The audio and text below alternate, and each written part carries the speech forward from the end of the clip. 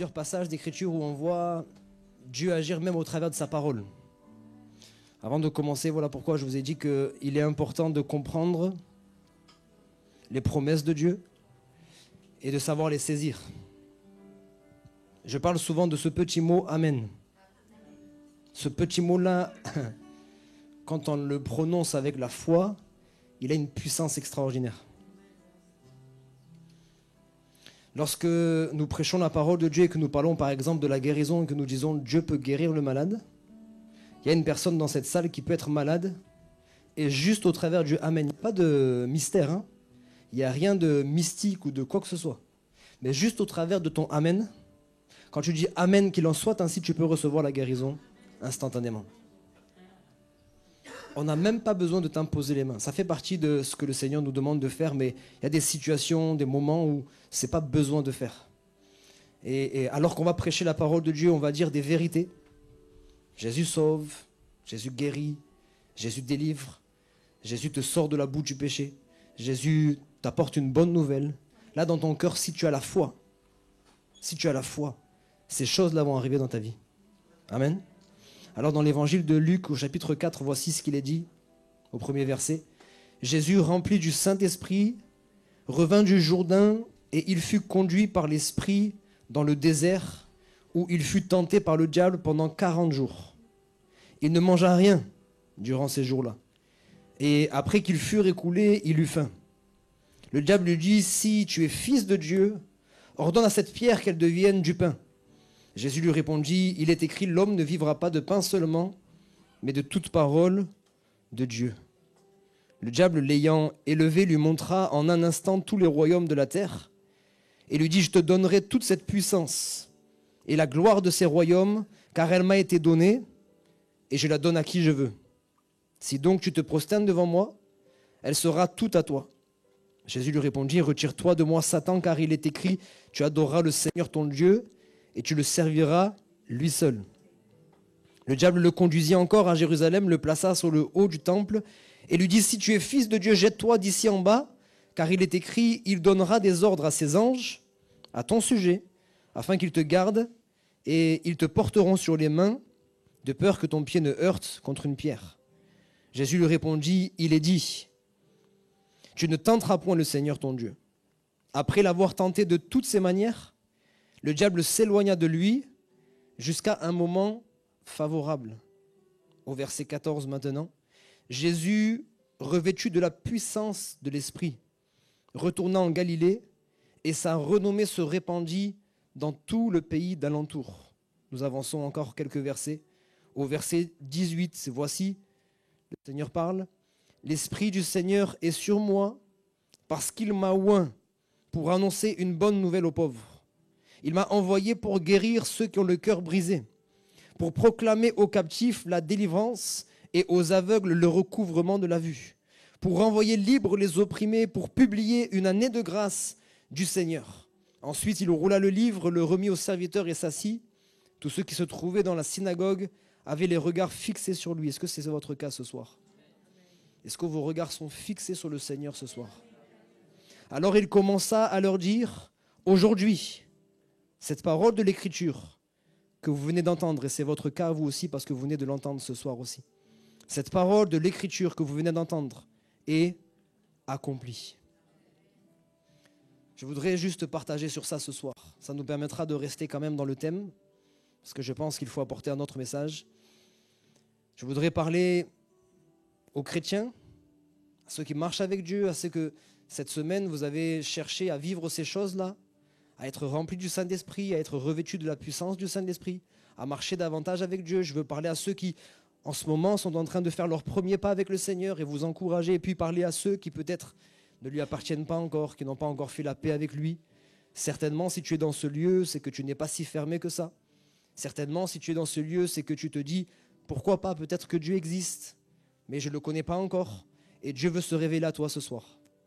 Amen. Dieu veut parler à ton cœur. Et il y a eu ce soir des paroles qui ont été dites, peut-être pour toi c'est la première fois, tu ne sais pas ce que ça veut dire, tu ne sais pas pourquoi ces gens ont parlé avec tant de précision, c'est l'Esprit de Dieu, au travers des dons spirituels, ce que nous sommes en train de voir en ce moment, particulièrement la parole de connaissance et d'autres des paroles de sagesse. Dieu a révélé les choses qui étaient dans ton cœur, qui étaient cachées. Et Dieu ne les a pas révélées pour te pointer du doigt, pour te mettre la honte, mais Dieu te les a révélées pour te montrer qu'il te connaît parfaitement. Si toi tu ne le connais pas, lui pourtant il te connaît. Amen. Et il a une solution pour chacun de tes problèmes. Voici d'abord ce qu'il est dit, Jésus rempli du Saint-Esprit. Jésus nous a montré le chemin. Il n'avait pas besoin de prendre le baptême de Jean-Baptiste puisque c'était un baptême de repentance. Le baptême de Jean-Baptiste, c'était un baptême que l'on prenait lorsqu'on réalisait que nous étions pécheurs et qu'on avait besoin d'être pardonnés de nos péchés. Mais Jésus-Christ a voulu tracer le chemin, il a voulu montrer l'exemple et c'est ce qu'il a fait. Et à ce moment-là, lorsqu'il est sorti de l'eau, le Saint-Esprit est descendu sur lui sous la forme corporelle d'une colombe. Et nous lisons ce passage, Jésus rempli du Saint-Esprit. On a parlé de ça mardi. On a vu que d'abord, l'œuvre du Saint-Esprit était une œuvre intérieure. C'était d'abord une œuvre intérieure et c'est ce qui s'est passé même pour Jésus. Avant qu'au verset 14, il soit dit l'autre dimension. Jésus non plus rempli du Saint-Esprit, mais Jésus revêtu de la puissance du Saint-Esprit. Avant ça, il y a eu une œuvre intérieure. Jésus, il est parfait. Jésus n'a pas eu besoin que le Saint-Esprit vienne le convaincre de péché. Jésus n'a pas eu besoin que le Saint-Esprit vienne le transformer, etc. Mais c'est là l'exemple, c'est là la symbolique. Jésus a été d'abord conduit par le Saint-Esprit. Et moi, je voudrais dire quelque chose à quelqu'un. C'est pas parce que tu as été rempli du Saint-Esprit, c'est pas parce que tu es né de nouveau que tout va bien se passer. Tu vas passer par des déserts. Il y a des fois, c'est le diable qui va te faire passer par des déserts. Des fois, c'est le diable qui va essayer de s'en prendre à toi. Mais des fois, c'est le Seigneur lui-même qui va te conduire. Excusez-moi de vous dire les choses comme elles sont parce que c'est la Bible qui l'enseigne. Le Saint-Esprit, c'est lui qui a poussé Jésus dans le désert afin d'être tenté. Ne te repose pas sur tes lauriers, ne commence pas à dire ça y est, j'ai reçu tellement pendant cette semaine que maintenant, pendant cette année 2023, je vais pouvoir me reposer tranquillement.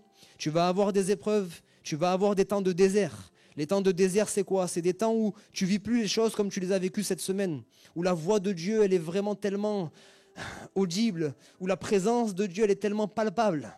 Mais il va y avoir des moments où c'est le désert spirituel parce que tu vas peut-être plus l'entendre de la même manière, tu vas peut-être plus ressentir sa présence de la même manière, mais il est le Dieu fidèle. Il a dit qu'il était avec toi tous les jours, que tu l'entendes ou non, que tu ressentes sa présence ou non. Il est avec toi, il ne peut pas mentir. Il ne peut pas se renier lui-même. Ce qu'il dit, il l'accomplit toujours. Et la présence de Dieu pour toi, c'est une promesse qu'il fait, que tu la mérites ou non. Il est avec toi, il a fait alliance avec toi. Dieu a fait alliance avec toi parce que tu as voulu faire alliance avec lui. Et tant que tu as fait alliance avec lui, à moins que tu te retires, le Seigneur ne se retirera jamais. Il est avec toi dans tous tes combats, dans toutes tes épreuves. Il y a eu des paroles ce soir dans le domaine financier. Mais je crois que c'est vrai dans le domaine physique, je crois que c'est vrai dans le domaine spirituel, familial, professionnel. Il est avec nous dans tous nos combats. Il est avec nous. Il a été poussé, c'est vrai, dans le désert afin d'être tenté. Voici la première tentation. La première parole que le diable va lui dire, il va lui dire « si tu es fils de Dieu ». Et c'est la parole que le diable va essayer de te dire à chaque fois. Si tu es enfant de Dieu. Est-ce que tu es vraiment enfant de Dieu? Le diable vient toujours pour mettre le doute là où Dieu a donné une parole claire. Le Seigneur avait dit, vous ne toucherez pas à l'arbre, au fruit de l'arbre de la connaissance du bien et du mal, parce que sinon vous mourrez. Et le diable est venu pour mettre le doute. A-t-il réellement dit? Est-ce que tu es sûr de ça? Est-ce que tu es sûr que tu as fait la paix avec Dieu? Est-ce que tu es sûr que tu es né de nouveau? Est-ce que tu es sûr que ton nom est inscrit dans le livre de vie? Si toi, tu n'en es pas sûr, personne ne le saura pour toi. C'est à toi d'avoir l'assurance. Parce que oui, j'ai pris une décision ferme. Oui, parce que ma vie, elle ne m'appartient plus. Elle appartient à un Christ. Et puisqu'elle appartient à Christ, c'est lui qui a sauvé ma vie. C'est lui qui a fait de moi une nouvelle créature. Et même si mes yeux ne voient pas le livre de vie, même si je ne peux pas te prouver à toi que je suis enfant de Dieu, le Saint-Esprit vient me le prouver à moi. Je sais que je suis enfant de Dieu. De la même manière que je sais que je suis encore un pécheur, je suis encore une pécheresse, mais je sais que je suis enfant de Dieu. Je sais que je suis enfant de Dieu, je sais que Dieu m'aime. Et je sais que dans toutes mes luttes, le Seigneur sera avec moi. Si tu es fils de Dieu, ordonne à cette pierre de se changer en pain. Et vous savez, là, il y a comme une symbolique. Il y a comme une symbolique qu'on doit comprendre. La première tentation que le diable va essayer de faire, c'est mettre le doute sur ta nouvelle identité. Mettre le doute sur ta nouvelle nature. La Bible dit que le Saint-Esprit nous rend participants de la nature divine. Est-ce que tu es vraiment enfant de Dieu? Pour d'autres, est-ce que tu as vraiment été baptisé du Saint-Esprit? Est-ce que tu as vraiment été guéri? Est-ce que tu as été vraiment délivré? Il va venir pour mettre le doute. C'était la nature de Jésus parce que dans l'évangile de Jean, À un moment donné, Jésus va enseigner le peuple, il va dire « Je suis le pain de vie ».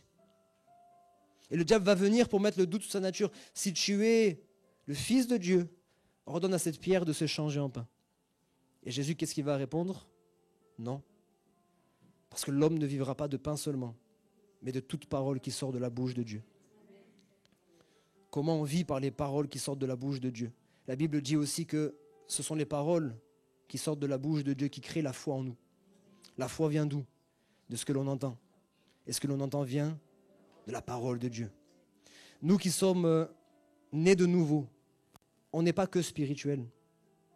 Il y en a qui se disent, bon, quand je vais me faire baptiser, ou même simplement quand je vais naître de nouveau, le péché va disparaître de ma vie. Non. Même l'homme nouveau, l'homme régénéré, la femme nouvelle, la femme régénérée, elle a aussi sa chair.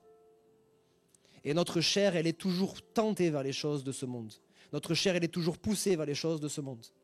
Et il faut comprendre une chose, c'est que ta chair, elle a besoin de pain.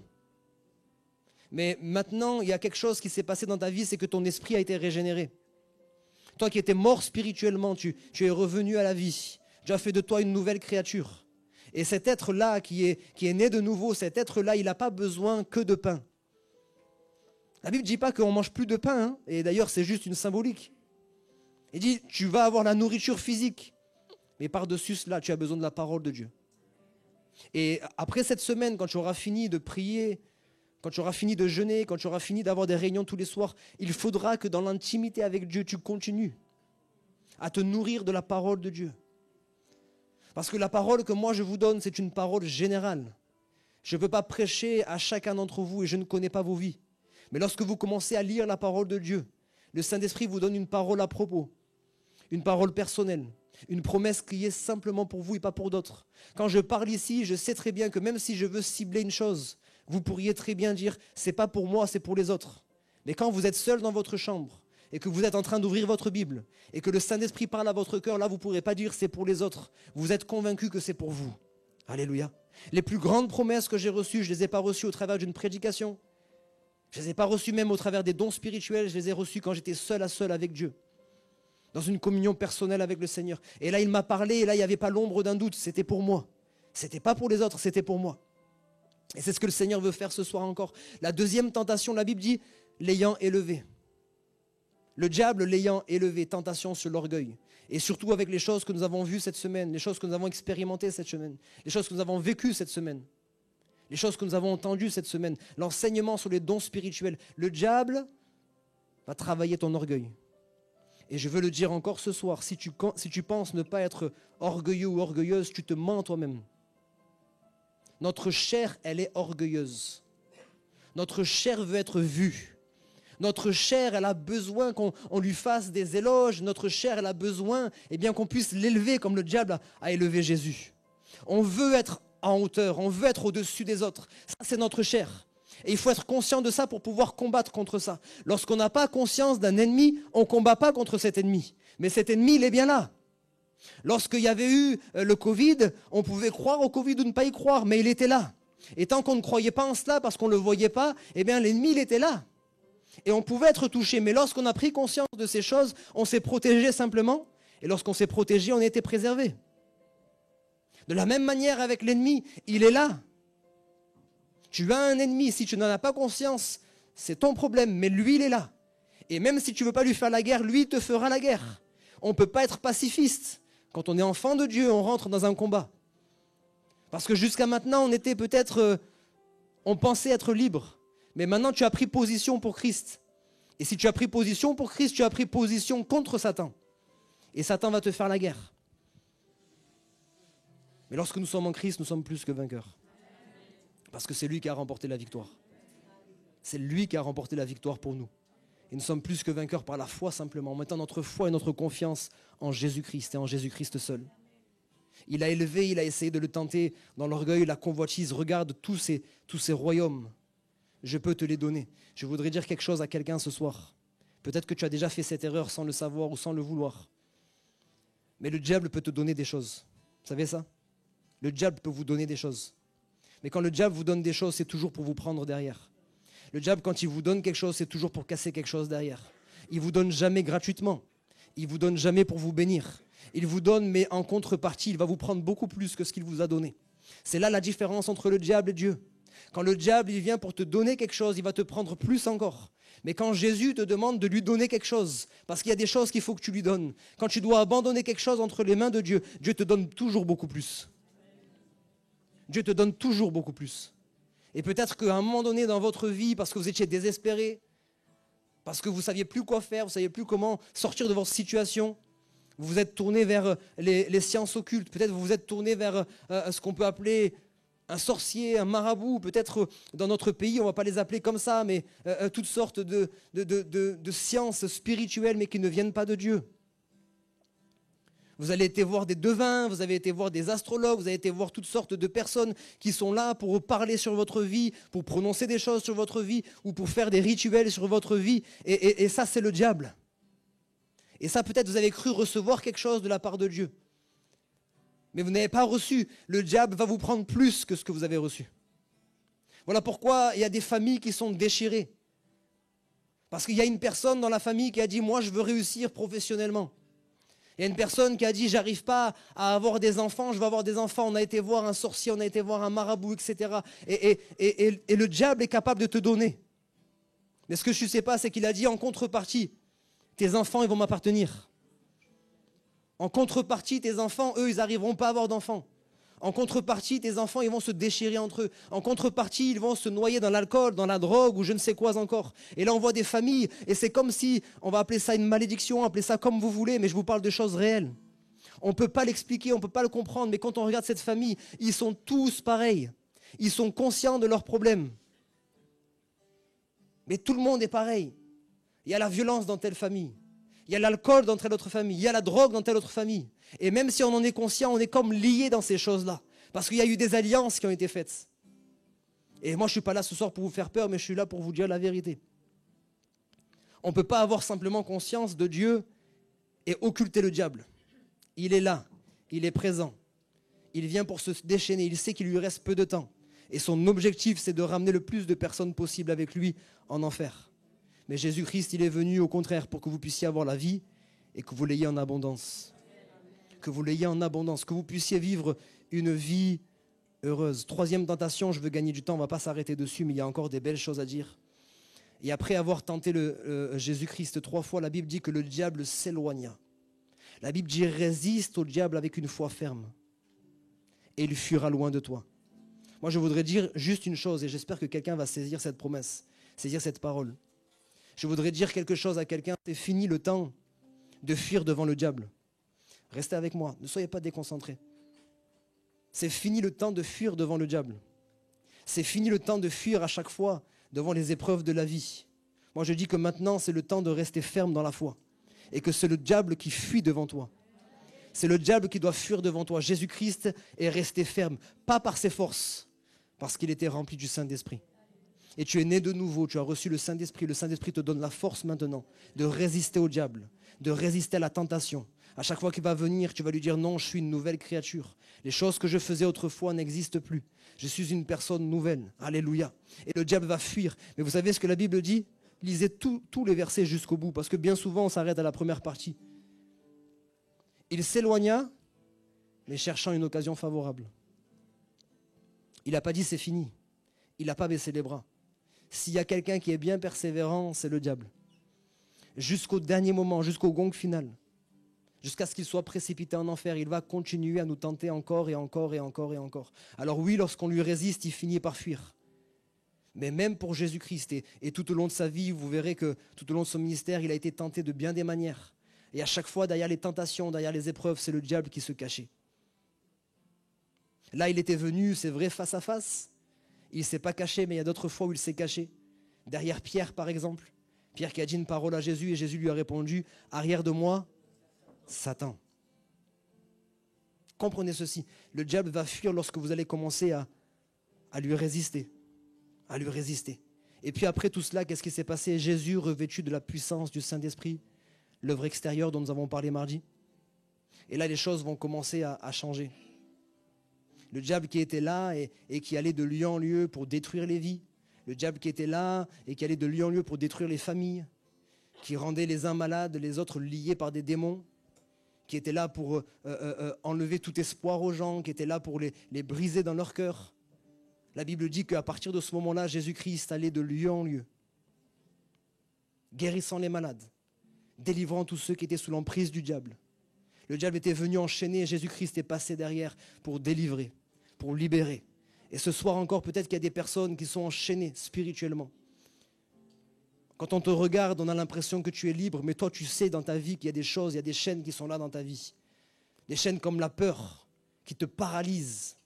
Des chaînes comme des angoisses, comme la dépression, la tristesse qui est là dans ta vie, des choses qui sont là et tu n'arrives pas à t'en débarrasser. C'est toujours plus fort que toi. Mais le Seigneur, il est venu ce soir au travers de son Esprit Saint pour te libérer et faire tomber ces chaînes. Est-ce que les musiciens, vous pourrez préparer pour tout à l'heure? Il y a une puissance dans le nom de Jésus, si vous le connaissez. On chantera ce chant tout à l'heure. Dieu va faire des choses extraordinaires. Mais ne vous arrêtez pas à ce soir. C'est bien plus que ça. C'est bien plus que ça. Jusqu'à son retour, Dieu va chercher à vous transformer, à vous bénir. Alors Jésus est revêtu de la puissance du Saint-Esprit. J'arrive sur la deuxième et dernière partie de mon message. Oint du Saint-Esprit. Oint, ça veut dire être missionné. Et toi qui as été baptisé du Saint-Esprit pendant cette semaine, ou peut-être qu'il l'est depuis quelque temps, en tout cas peut-être cette semaine, tu as réalisé davantage que tu n'as pas été baptisé du Saint-Esprit pour rester simplement sur les chaises de cette église, ou de ton église, où que tu sois. Tu n'as pas été baptisé du Saint-Esprit pour simplement parler en langue de temps en temps. Tu as été oint du Saint-Esprit, revêtu d'une puissance. Amen. Moi je parle souvent du vêtement, parce que le revêtement, c'est le vêtement. On t'a donné un vêtement. Et dans ce vêtement-là, les gens voient même ton autorité. Vous avez des tenues de civil. Mais si demain, regardez comment les choses peuvent changer. J'aime donner toujours des exemples concrets. Il y a des gens qui ne sont pas du quartier ici. Hein, et vous êtes venus quand même. Peut-être qu'il y a des craintes, etc. On ne sait pas qu'est-ce qui peut se passer. On va sortir, il fait nuit, etc. Si vous sortez en civil et que vous connaissez personne dans le quartier, effectivement, vous pouvez avoir quelques craintes. Maintenant, même si vous sortez et que vous ne connaissez personne, mais vous sortez avec une tenue de policier, les choses seront différentes, oui ou non? On ne vous connaît pas, on ne sait pas qui vous êtes, on ne sait même pas si vous êtes armé ou pas, on ne regarde pas à votre taille, à vos muscles ou à quoi que ce soit, le simple vêtement, le simple revêtement avec les insignes, ça crée le respect tout de suite. Ça donne une autorité. Et c'est ça que le Seigneur te donne dans le monde spirituel. Je répète encore pour que quelqu'un saisisse, c'est ça que Dieu te donne dans le monde spirituel. Je répète une troisième fois, c'est ça que Dieu te donne dans le monde spirituel. Saisissez, comprenez. Ce n'est pas juste un amen que je veux que vous puissiez comprendre. Quand le Seigneur te baptise du Saint-Esprit, il te donne une onction. Il te donne un revêtement que toi, tu n'as pas conscience de ce revêtement. Tu ne peux pas le voir à l'œil nu. Mais je peux t'assurer que dans le monde spirituel, maintenant, on sait qui tu es. Dans le monde spirituel, maintenant, on connaît ton autorité qui ne vient pas de toi, certes, mais qui vient du revêtement qu'on t'a donné. C'est à toi de prendre conscience de cette autorité. Quand tu es devant quelqu'un qui est malade, on en parlait hier, la maladie ne peut pas résister parce que tu as une autorité. Jésus a donné le pouvoir à ses disciples pour chasser les démons, pour guérir les malades. Et ils ont pris ce pouvoir. C'était avant même que le Saint-Esprit ne descende.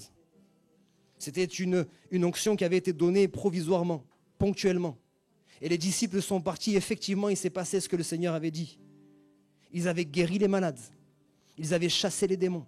Ils avaient prêché l'évangile avec autorité. Les gens avaient été touchés. Alléluia. Et c'est ce que Dieu peut faire.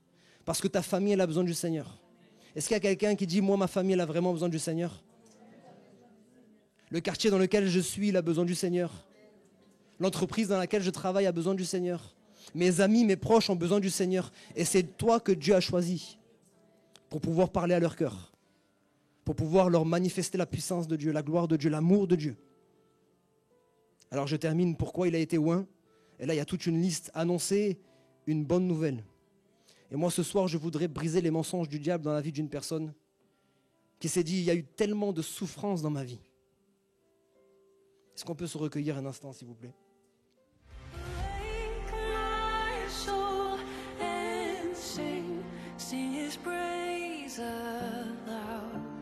Sing his praise aloud.